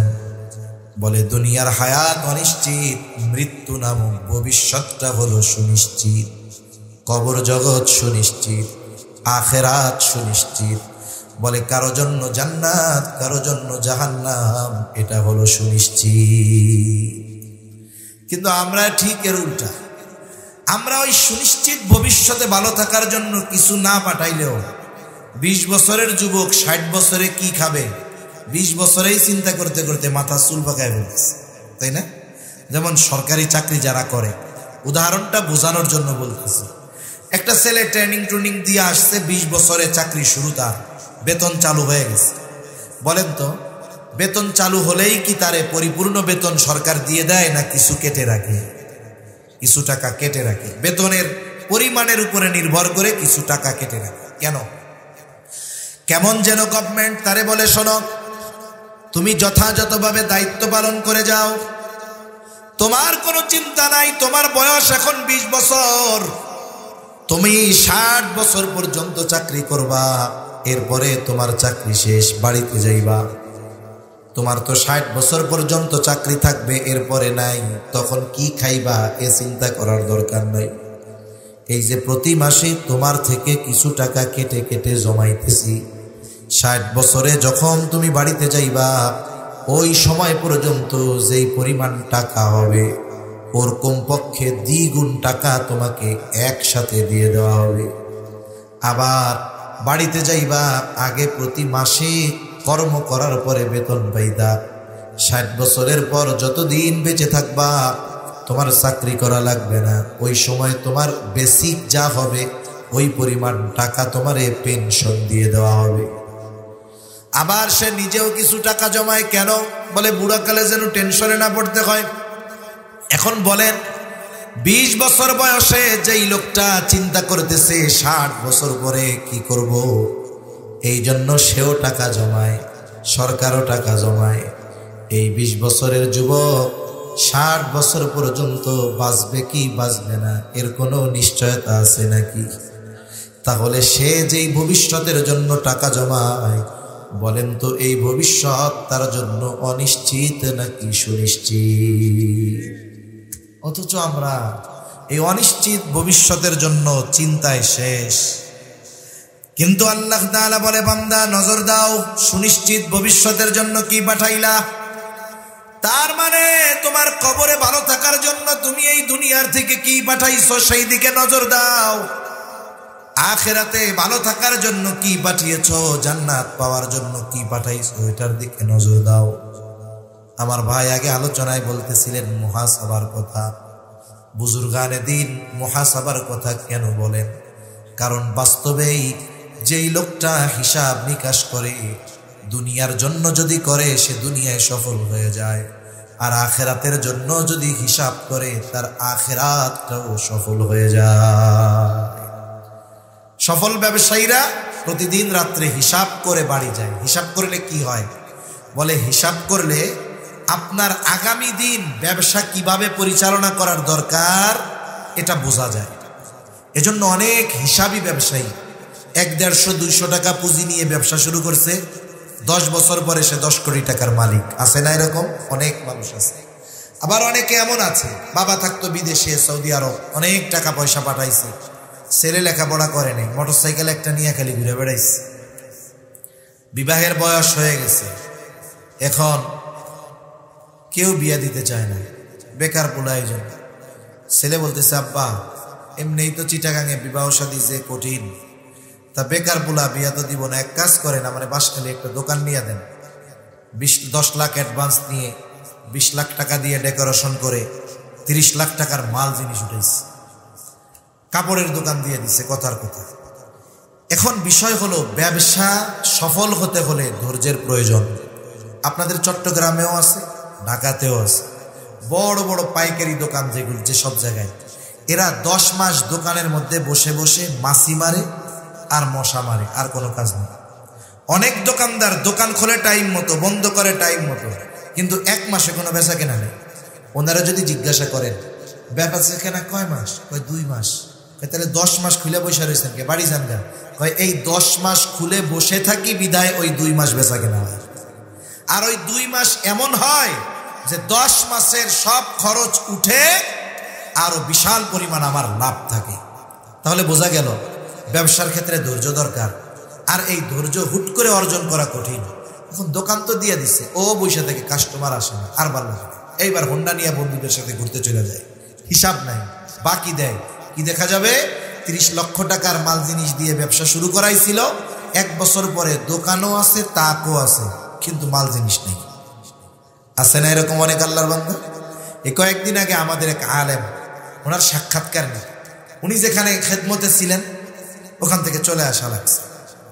এখন উনি কি করবেন? একেবারে অল্প পুঁজি 2,500 টাকা দিয়ে ব্যবসা শুরু করছে। কয় হাজার? 2,500 টাকা, 2020 বা 21-এ। এখন ওনার পুঁজি এই 24 সালের শেষে গিয়ে ওনার পুঁজি হয়েছে, বিজনেস ভ্যালু হয়েছে 1 কোটি টাকা। কত টাকা? 1 কোটি টাকা তার মূলধন হয়ে গেছে। এটা তার অধ্যাবসায়ের কারণে, নিয়মতান্ত্রিকতা ফলো করার কারণে। এজন্য এই জীবনেরও একটা নিয়মতান্ত্রিকতা আছে। ব্যবসায়ী যখন রাতে বন্ধ করে, বড় ব্যবসায়ী হিসাব কি করে, কয় টাকা বেচা কেনা হলো, কত টাকা বাকি গেল, এর উপরে হিসাব করে কত লাভ হলো। এখন যদি সে হিসাব করার পরে দেখে যে 1 লাখ বেচা কেনা হইলে তার লাভ হয় 20,000, কিন্তু হিসাবের পরে দেখলো আজকে নগদ বিক্রি 70,000, বাকি বিক্রি 30,000, বলেন তো আজকের দিনের লাভ তার পকেটে আছে না পাবলিকের কাছে? এই গতিতে যদি 6 মাস ব্যবসা চলে, শেষ। এখন সে কঠোর হয়, কি বলে? সে তো সওদাগর। সওদাগর বলেন আপনাদের এদিকে বড় ব্যবসায়ী, সওদাগর। এবার তার কর্মচারীদের হুঁশিয়ারি দেয়, ভাই আগামীকাল থেকে কোনো বাকি বেচা বন্ধ। আমার বাবাও যদি বাকি চায় তারেও 1 টাকা বাকি দিবা না। আমার 1 লক্ষ টাকা বেচা কেনা করা লাগবে না, আমি বেচা কেনা করবো 25,000, তবে নগদ, তাও আমার 5,000 লাভ থাকবে। আগামীকাল থেকে কোনো বাকি নাই, এটাই চূড়ান্ত ফয়সালা, যাও। এই যে সিদ্ধান্তে সে উপনীত হলো, আগামীকাল 1 টাকাও বাকি দেওয়া যাবে না। কোন কারণে? বলে তার ব্যবসার হিসাবটা রক্ষা করার কারণে। আর যদি উনি হিসাব না করতেন, কে কত বাকি দিল না দেখতেন, উনি তো চিন্তা করতেন 70,000 টাকা বিক্রয় হয়েছে, খুশিতে গদগদ হইতেন উনি। কিন্তু ওই দিক দিয়ে যে হিসাব না করার কারণে ওনার বিজনেস পলিসি ভুল হচ্ছে, এটা উনি বুঝতে পারতেন। এজন্য আমাদের কি উচিত? আমাদের উচিত আমরা যখন রাতে বিছানায় শুব তখন 5টা মিনিট সময় নিয়ে আমাদের দৈনন্দিন আমলের হিসাব করা দরকার। 5টা মিনিট আমি বালিশের সাথে মাথা দিয়ে আমার সারা দিনের কর্মের হিসাব করব। এখন তো আমাদের অভ্যাস, মাথায় বালিশ লাগানোর পরে মোবাইল না হলে আমাদের ঘুম আসে না। কিন্তু চিকিৎসা বিজ্ঞান বলে রাতের বেলায় ঘুমানোর সময় যদি মোবাইল মাথার কাছে থাকে, এই রেডিয়েশন, এগুলোর কারণে ব্রেনের ক্ষতি হতে পারে। বাচ্চা যদি ছোট হয় তার ব্রেন ড্যামেজ হয়ে যেতে পারে, প্রতিবন্ধী হয়ে যেতে পারে। এজন্য সাবধান, রাতের বেলা যখন শুব আমরা মোবাইলটারে একেবারে দূরে রেখে শুব, অথবা ফ্লাইট মোড দিয়ে রাখবো। একটা মানুষ যখন রাতের বেলায় বিছানায় শুবে, ওই সময় সে যা ফিকির করে, সে যা চিন্তা করে, গোটা রাত তার ওই চিন্তার প্রভাব তার মধ্যে বিস্তার লাভ করে। কেউ যদি ভালো চিন্তা করে তার মধ্যে ওই ভালো চিন্তার প্রভাব আসে, মন্দ চিন্তা করলে মন্দ চিন্তার প্রভাব আসে। এখন উনি হিসাব করতেছে, আজকে আমার ভালো কাজ কয়টা, মন্দ কাজ কয়টা। আল্লাহর বান্দা হিসাব করবার পর দেখে আজকে তার গুনাহ বেশি, সওয়াব কম। এই যে একদিনের হিসাব, আগামীর সিদ্ধান্তটা সে নেওয়া সহজ হবে তার। এখন সে হয়তো চিন্তা করবে, আগারে তো একদিনের হিসাব, আমার গোটা হায়াতের হিসাব যদি এমন হয়, গুনাহ বেশি সওয়াব কম, আর আজ রাতটাই যদি আমার জীবনের শেষ রাত হয়ে যায়, তাহলে আমলনামায় গুনার পাহাড় নিয়ে আল্লাহর সামনে হাজির হওয়া লাগবে। হয়তো এই চিন্তা তাকে আগামী দিনের জন্য প্রস্তুত করবে। সে হয়তো তাওবার ব্যাপারে উৎসাহ হয়ে যাবে, নিজেকে অনুপ্রাণিত করবে যে না, এভাবে চলা যাবে না, কারণ ঘুম এটা মৃত্যুর মতো। আন্নাউমু কাল মাউত, ঘুমাইলাম, চোখ যদি খুলে সকাল, না খুললেই পরকাল। হয় না অনেক মানুষের এরকম? সুস্থ মানুষ ঘুমাইছে, রাতে পরিবারের সাথে কথা বলে ঘুমাইছে, কোনো অসুস্থতাও অনুভব করে নাই, কিন্তু আর তার দরজা খুলে নাই, আর তার ঘুম ভাঙে নাই। কারণ বলা যায় না কোন কথা, কোন চিন্তা মানুষের জীবন পরিবর্তনের কারণ হয়, এটা কি বলা যায়? অনেক সময় বছরের পর বছর ধরে ওয়াজ শুনতেছে, কাজ হবে না, কিন্তু একদিন হয়তো মসজিদের ইমামের একটা কথা তার জীবন পরিবর্তনের কারণ হতে পারে কি পারে না? পারে। যেমন হাদিসের মধ্যে এক জালেমের ঘটনা আসছে। রাসূল সাল্লাল্লাহু আলাইহি ওয়াসাল্লাম সাহাবা ইকরামকে একবার দুইবার বারবার ওই জালেমের ঘটনা শোনাইছেন। তার নাম ছিল কিফিল। আব্দুল্লাহ ইবনে ওমর রাদিয়াল্লাহু তাআলা আনহু বলেন, কিফিলের ঘটনা নবীজি একবার দুইবার নয়, বারবার আমাদের শুনিয়েছে। নবীজি বলেন, জালেম ছিল, তার নাম হলো কিফিল। এমন কোনো পাপ নাই সে করে নাই, সব পাপে অভ্যস্ত ব্যক্তি কিফিল। কিফিলের কাছে একদিন একজন মহিলা আসছে, দরিদ্র মহিলা। এসে বলে, কিফিল আমারে কিছু টাকা ধার দাও। কিফিল সুদ কারবারি করতো, সুদি কারবারি করতো। কিফিলের কাছে এসে বলে, কিফিল আমারে কিছু টাকা কর্জ দাও, ধার দাও। যারা সুদি কারবারিতে অভ্যস্ত এরা মানুষের টাকা ধার দেয় না, সুদে যত লাগে তত দেয়। আসেনি সুদখোর আপনাদের এদিকে? আরে ব্যাংকেই যে শুধু সুদ তা না, এখন তো অনেক এলাকা ঘর ঘর সুদে ভরে গেছে। অনেক জায়গায় এমনও শুনেছি, সফরের খাতিরে স্বামী মসজিদ কমিটির সদস্য, তার ওয়াইফ ঘরের মধ্যে মানুষকে সুদে টাকা দেয়। আস্তাগফিরুল্লাহ, কি অবস্থা চিন্তা করেন। অথচ সুদ এটা কি ছোটখাটো এক পাপ নাকি? এটা কি যেন তেন কবিরা গুনাহ, যেন তেন বড় গুনাহ? আল্লাহ এই সুদের মতো জঘন্য পাপ থেকে আমাদের হেফাজত করুক, বলি আমিন। মহিলা কিফিলরে বলে, কিফিল আমারে কিছু টাকা কর্জ দাও। কিফিল বলে, আমি কাউরে টাকা কর্জ দেই না, যদি নাও সুদে নিতে পারো। মহিলা বলে, আমার যদি সুদ দেওয়ার মতো সামর্থ্য থাকতো তাইলে কি তোমার কাছে আমি টাকা চাইতাম নাকি? কিফিল কিফিল তো সব পাপে অভ্যস্ত, জেনা ব্যভিচারে অভ্যস্ত। মহিলার চেহারা সুন্দর, বিধবা। এইবার কিফিল তারে কুপ্রস্তাব দিয়া বলে, শোনো, আমি তোমাকে টাকা দিতে পারি এই শর্তে, সুদ যদি না দিতে পারো আমার সাথে জিনায় লিপ্ত হবা। হাদিসের মধ্যে আসছে, কাদাল ফাকিরু আন ইয়াকুনা কুফরা, দরিদ্রতা মানুষকে কুফরি পর্যন্ত পৌঁছায়া দেয়। অনেক মানুষ জীবনের প্রয়োজনে অল্প কিছু অর্থের বিনিময়ে বেঈমান হয়ে যায়। অনেক অঞ্চলে আছে, হয় বলতে পারেন, হুজুর আপনারা কি করেন? আপনারা যা দেন এর থেকে অধিকাংশ উলামায়ে কেরাম ওই সমস্ত জায়গায় সহযোগিতা করে। আপনারা আমাদের হাদিয়া দেন, সব আমরা খাইতা না। আমরাও চেষ্টা করি কিছু করার, কিন্তু আমাদের যে অ্যাবিলিটির 1000 ভাগের 1 ভাগও না। তার সম্পদের অর্ধেক না 60 ভাগ দিয়ে দিছে মনে হয় তাদের ধর্মীয় কাজ পরিচালনা করার জন্য।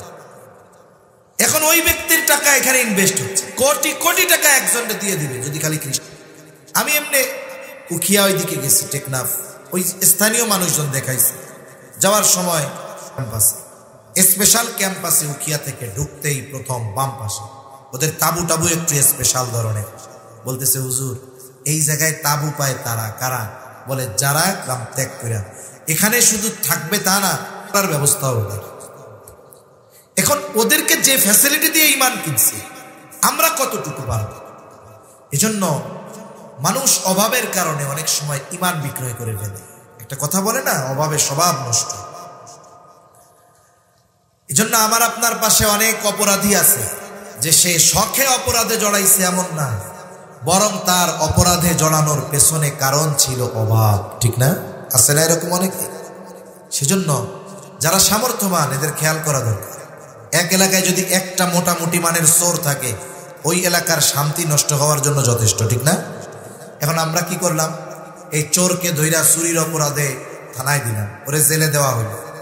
এখন ওইখানে গিয়া সে তো ডাকাতদের সোহবত পাইছে, হ্যাঁ, এখনো বাইরে হইয়া হইছে কি ডাকাত। এবার ডাকাতি করে আবার ধরা পড়ছে, আবার ওরে জেলখানায় দেওয়া হয়েছে। এবার মোটামুটি একটু আপগ্রেড, প্রমোশন হয়েছে, ওইখানে গিয়া বড় নেতা টেতাও পাইছে। এইবার দেখবেন ওই ডাকাতি করে জেলে ঢুকছে, বাইর হবে নেতা হয়ে।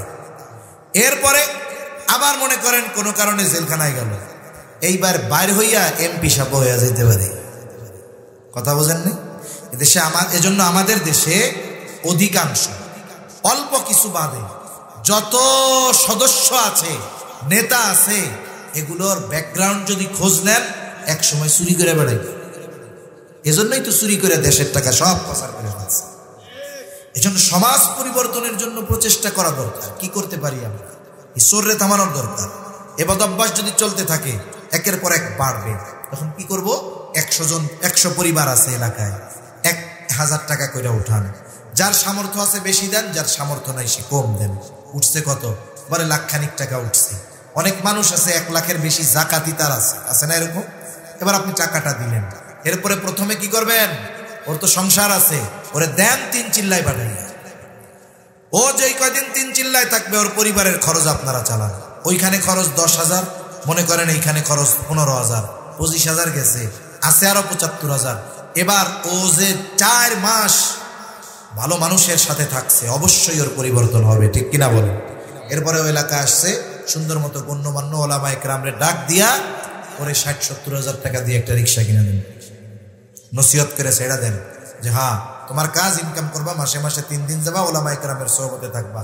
এই যে দেখুন, আমাদের 10-এর প্রচেষ্টায় একজনের পরিবর্তন হলো, আর এই কারণে এলাকায় শান্তি হলো, লোকটা অপরাধ থেকে বাঁচলো। কিয়ামতের দিন আল্লাহর সামনে জবাবদিহিতার কাঠগড়ায় আর আমাদের দাঁড়ানো লাগলো না। তাইলে আমি আপনি সামর্থ্যবান, আমার আপনার প্রতিবেশী যদি অন্যায়ের কারণে, অভাবের কারণে পাপের পথে চলে যায়, আর আমি আপনি নামাজ রোজা হজ যাকাত করে এই সুর করে জান্নাতে চলে যাব না। এই জবাবদিহিতা আল্লাহর সামনে দেওয়া লাগবে কি লাগবে না? এই জন্য এই বিষয়গুলো আমাদের খেয়াল করা। এবার মহিলা অভাবের কারণে কিফিলের শর্তে রাজি হয়ে গেল। নির্ধারিত দিনে জালেম কিফিল মহিলার বাড়িতে হাজির। হাদিসের মধ্যে আসছে সে একেবারে জিনা করার জন্য প্রস্তুত। মহিলার উপরে সে চেপে বসছে, আর মহিলা চেহারা ঘুরায় রাখছে, আর থরথর করে কাঁপে, কান্না করে। একজন গেছে ফুর্তি করার জন্য, আর একজন এরকম করে। এখন কিফিল বলে, এমন আমি কি তোমারে জোর জবরদস্তি করছি নাকি? মহিলা কাপা কণ্ঠে কিফিল রে বলে, কিফিল আমি জীবনে এই ধরনের পাপ করি নাই, আমি আল্লাহর ভয়ে কাঁপতেছি, আল্লাহর ভয়ে কান্না করতেছি, আমি জীবনে এমন কোন পাপে জড়াই নাই। কিফিল বলে, তাহলে কেন রাজি হইলা? বলে আমার অভাব। মহিলাকে আবার জিজ্ঞাসা করে, তুমি আর কোনোদিন এমন পাপে জড়াও নাই? বলে না, অভাবের কারণেই। বলে না, আল্লাহর ভয়ে কান্না করতেছে কিফিল। মহিলা হয়তো মহিলা চিন্তা করে, আমার আজ রাত যদি শেষ রাত হয়ে যায়, এর সাথে জিনা করার পর যদি মারা যায়, তাহলে আমাকে তো আল্লাহর সামনে ব্যভিচারিণী অবস্থায় উঠতে হবে। কিফিলের কানে আওয়াজ গেছে, আল্লাহর ভয়ে কান্না করি। কিফিল হয়তো চিন্তা করতেছে, আহারে এই মহিলা অভাবের কারণে পাপ করতে বাধ্য হচ্ছে, তবে এখনো করে নাই। আর আমাকে তো পাপ করতে কেউ বাধ্য করে নাই, আমি তো পাপকে আমার আনন্দের উপকরণ বানায় নিয়েছি। এর চিন্তা যদি এমন হয়, আমার চিন্তা কেমন হওয়া দরকার? হয়তো এই চিন্তা তাকে জীবন পরিবর্তনের পথ দেখা দিল। উপর থেকে উঠে গেছে কিফিল, কাপড় পরিধান করে নিল। হাদিসের মধ্যে আসছে 60 দিরহাম কর্জ দিয়েছিল মহিলারে। মহিলাকে বলে, মহিলা যাও, আমি তোমাকে ওই 60 দিরহাম সাদকা করে দিলাম, মাফ করে দিলাম। আর আল্লাহর শপথ, আমি আর কখনো আল্লাহর নাফরমানি করব না। একেবারে খালেস তওবা কইরা কিফিল বাড়িতে চলে গেছে। ঘটনাক্রমে ওই রাত ছিল জীবনের শেষ রাত কিফিলের জন্য। কিফিল রাতে মারা গেল। পরের দিন কিফিলের মৃত্যু সংবাদ মানুষেরা আনন্দ শুরু করে দিয়েছে। কারণ জালেমের মৃত্যুতে মানুষ ইন্না লিল্লাহ কইতে ভুলা গেলেও আলহামদুলিল্লাহ বলতে ভুলে না। মানুষ মারা যায় না, যারা মরার পরে আলহামদুলিল্লাহ বলে। ফেসবুকে মাঝে মধ্যে দেখি যুবক মারা গেছে, একেবারে সুদর্শন চেহারা, মোটরসাইকেল অ্যাক্সিডেন্টে শেষ। এখন চিন্তা করি, আরে কোন মায়ের সন্তান গেল, কোন বাপ এই দেহটা কাঁধে নিবে? কারণ বাবার কাঁধে সন্তানের লাশের চাইতে ভারী দুনিয়ার কিছু নেই। খুললাম যে মানুষ দেখি কি বলে, হায় হায় ইন্না লিল্লাহ তো লেখেই না, সব দেখি আলহামদুলিল্লাহ। আরো কয়জন লেখে আরো আগে মরলে ভালো হইত, আল্লাহ বাঁচাইছে। তার মানে কি? তার আচার আচরণ, মানুষের সাথে ব্যবহার, এতে মানুষ অতিষ্ঠ হয়ে গেছে তার জুলুমে। এই জন্য তার মৃত্যুতে মানুষ কষ্ট পাচ্ছে না, আনন্দে আলহামদুলিল্লাহ বলছে। আহ, কেমন জীবন! আল্লাহ এমন জীবন করে না দিক, বলি আমিন। এজন্য কবি কত সুন্দর কথা বলে, তুমি যেদিন এসেছিলে ভবে, কেঁদেছিলে তুমি, হেসেছিল সবে। এমন জীবন তুমি করিও গঠন, মরণে হাসিবে তুমি, কাঁদিবে ভুবন। আল্লাহ আমাদের এমন জীবন দান করেন, বলি আমিন। মানুষেরা তো আনন্দ করতেছে, জালেম মরছে ভালো হইছে।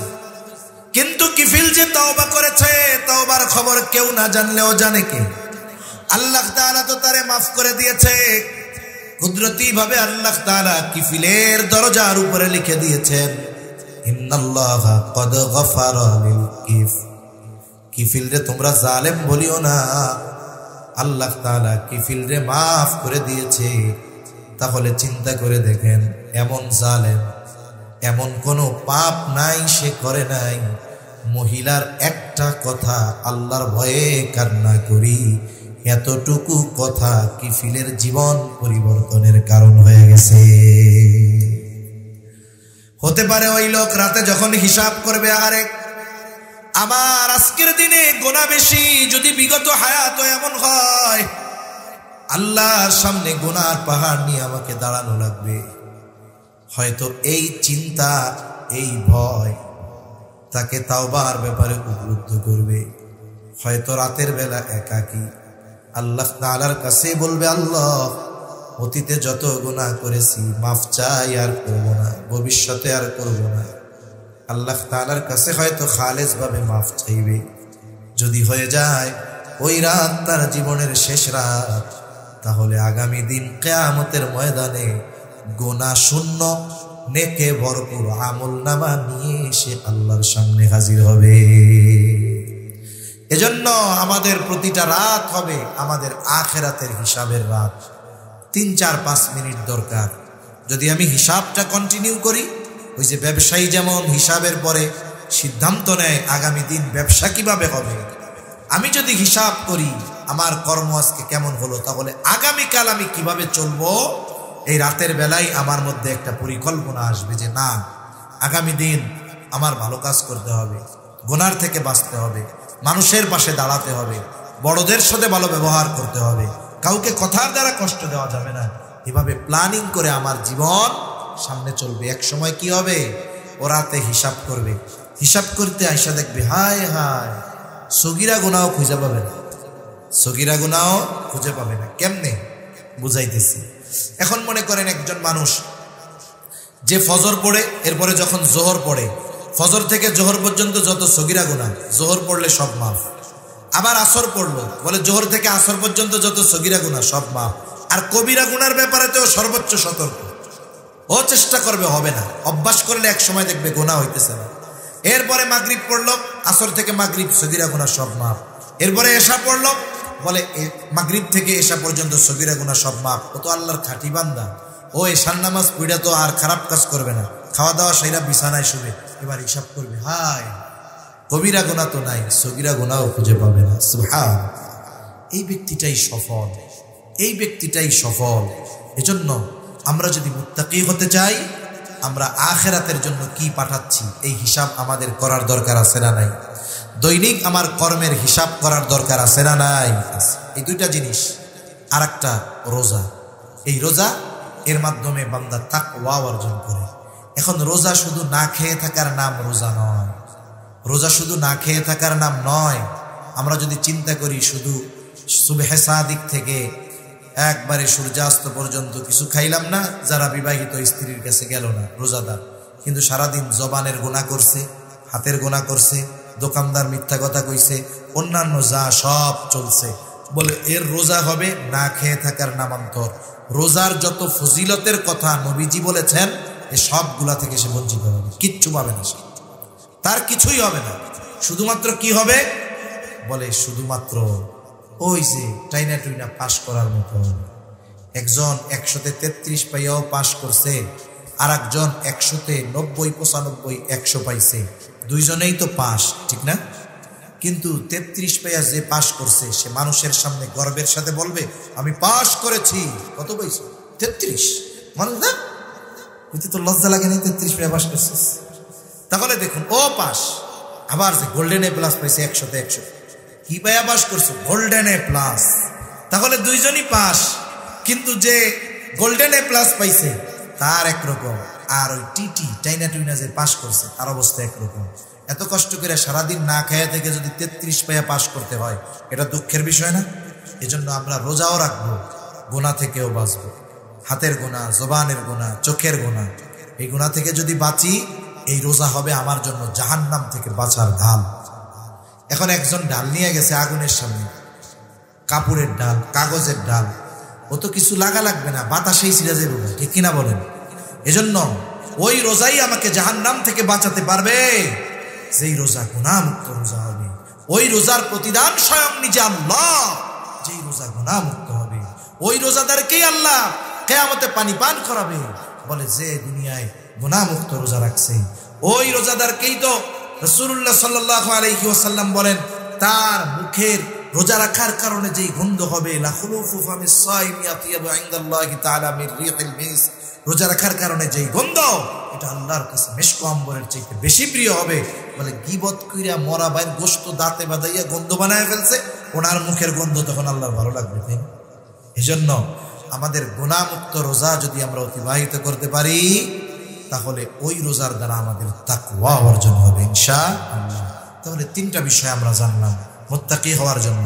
1 নাম্বার সত্যবাদীদের সঙ্গী, 2 নাম্বার আমরা আখিরাতে কি পাঠাইতেছি এই হিসাবটা প্রতি রাত্রে করব, 3 নাম্বার রোজা আসতেছে, আমরা যথাযথভাবে রোজার হক আদায় করে রোজা রাখবো। সকলে বলি আমিন। তাহলে নবীজির 3টা উপদেশ ছিল, কয়টা মনে আছে নাকি? 1 নাম্বার আবু যর রাদিয়াল্লাহু তাআলা আনহু তাকওয়ার কথা নবীজি বললেন, যেখানেই থাকো না কেন আল্লাহকে ভয় করবা।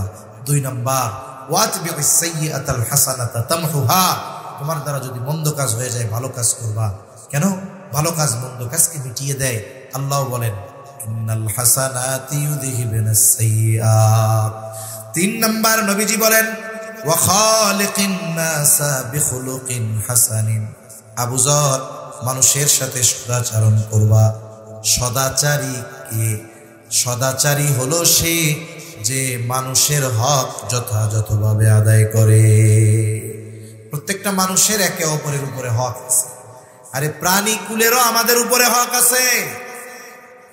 রাসূল সাল্লাল্লাহু আলাইহি ওয়াসাল্লাম বলেন কেউ যদি অন্যায়ভাবে একটা চড়ুই পাখি হত্যা করে, ওই চড়ুই পাখি রক্তাক্ত অবস্থায় আল্লাহর কাছে উঠে বলবে আল্লাহ এই ব্যক্তি দুনিয়ায় আমার বিনা কারণে হত্যা করেছিল, কেন করছিল এর কারণ জানতে চাই। অথচ যেগুলো হালাল আল্লাহর নামে জবাই দিয়া যদি খায় পেট ভইরা, ওরা কিছু বলবে না, কারণ জবাই হয়েছে কান্না, খাইছে আল্লাহর বান্দা। আর ওই চড়ুই পাখিটা ওইটারে মারছে বিনা কারণে। অনেকে মারে তো এরকম, হাতে গুলতি আছে, ওই যে পাখি মারা বন্দুক আছে, ইচ্ছা করে মেরা দিল। এই হিসাবটা আল্লাহর কাছে দেওয়া লাগবে। মানুষের উপরে মানুষের হক আছে, হোক সে মুসলিম কিংবা অমুসলিম। অমুসলিমেরও হক আমাদের উপরে আছে, আছে না নাই? আছে। অমুসলিম যদি প্রতিবেশী হয় তার হক আছে। আয়েশা সিদ্দিকা রাদিয়াল্লাহু তাআলা আনহা নবীজিকে বলতেছেন, ইয়া রাসূলুল্লাহ সাল্লাল্লাহু আলাইহি ওয়াসাল্লাম, আমার দুইজন প্রতিবেশী, একজন মুসলিম আর দেখেন বিস্তারিত বলতেছে, একজন মুসলিম, কে আমার কাছে প্রতিবেশী হিসাবে বেশি হক প্রাপ্য? নবীজি বলেন নাই যে মুসলিম সে বেশি হক প্রাপ্য। নবীজি বললেন, আয়েশা, যার দরজা তোমার দরজার বেশি কাছে, প্রতিবেশী হিসাবে সে তোমার কাছে বেশি হক প্রাপ্য। এই জায়গায় প্রতিবেশী, নিকটবর্তী বেশি যদি অমুসলিমও হয়, সে প্রতিবেশী হিসাবে আমার কাছে হক পাবে। আবার একজন মুসলিম আর এক মুসলিমের উপরে হক আছে, এগুলো মুসলিম হিসাবে হক, মানুষ হিসাবে হক, আত্মীয়তার সম্পর্ক হিসাবে হক, একসাথে চলাচল করি হক। এই বিষয়গুলো যারা মেনে চলে, আদায় করে, এরাই প্রকৃতপক্ষে সদাচরণকারী। এখন আসো, বুজুর্গানে দিন বলেন 3 ধরনের হকের কথা। 1 নম্বর, আল্লাহর হক তারা আদায় করে। এই 3 নসিহতের আলোকে যারা চলে, আল্লাহর হক কি? তার ইবাদত করা, তার সাথে শিরিক না করা। এখন যেই লোক আল্লাহকে আসলেও ভয় করে, মুত্তাকি, সে কি আল্লাহর হক নষ্ট করবে? সে আল্লাহর জন্য ইবাদত করবে, আল্লাহর সাথে শিরিক করবে না। তার মানে মুত্তাকি বান্দাই যথাযথভাবে কার হক আদায় করে? আল্লাহর হক। এরপরে মানুষ নিজের উপরে নিজে জুলুম করে। কেমনে করে? বলে পাপ করার মাধ্যমে। ওই যে আল্লাহ বলছেন না, হারাম মাস সমূহে ফালা তাযলিমু ফীহিন্না আনফুসাকুম, তোমরা নিজেরা নিজেদের উপরে জুলুম করো না। আমরা জুলুম করি আমাদের উপরে পাপ কাজ করার মাধ্যমে। এই জুলুম থেকে অব্যাহতি ঘটে নেক কাজ করার মাধ্যমে। যখন আমরা নেক কাজ করি আমাদের গুনাহ মাফ হয়। পাপ কাজ করলে গুনাহ হয়, মানে জুলুম হয়। আর নেক কাজ করলে কি হয়? আমার নিজের হক আদায় হয়। সাথে সাথে মানুষের হক আদায়ের মাধ্যমে সদাচরণ করা হয়। এজন্যই নবীজি বলেন, ওয়াখালিকিন নাসা বিখুলুকিন হাসানিন। আবু যর, মানুষের সাথে তুমি সদাচরণ করো, তাহলে ইনশাআল্লাহ এই 3টা বিষয় আমরা খেয়াল রাখবো। 1 নম্বর, মুত্তাকি হব, কোন ইনশাআল্লাহ। 2 নম্বর, আমরা নিজের উপরে জুলুম করব না, পাপ থেকে বাঁচবো। 3 নম্বর, যত মানুষ আছে, হোক সে মুসলিম অমুসলিম যেই হোক, যে আমার কাছে যেমন হক প্রাপ্য, আচরণের দ্বারা, আচরণ সম্পর্কিত হোক, অর্থ সম্পর্কিত হোক, আমি হকগুলো আদায় করব। আল্লাহ সুবহানাহু ওয়া তাআলা আমাদের সবাইকে কথাগুলো বুঝবার তৌফিক দান করেন, আমিন। ওয়া আখিরু দাওয়ানা আনিল হামদুলিল্লাহি রাব্বিল আলামিন। আসসালামু আলাইকুম ওয়া রাহমাতুল্লাহি ওয়া বারাকাতুহু।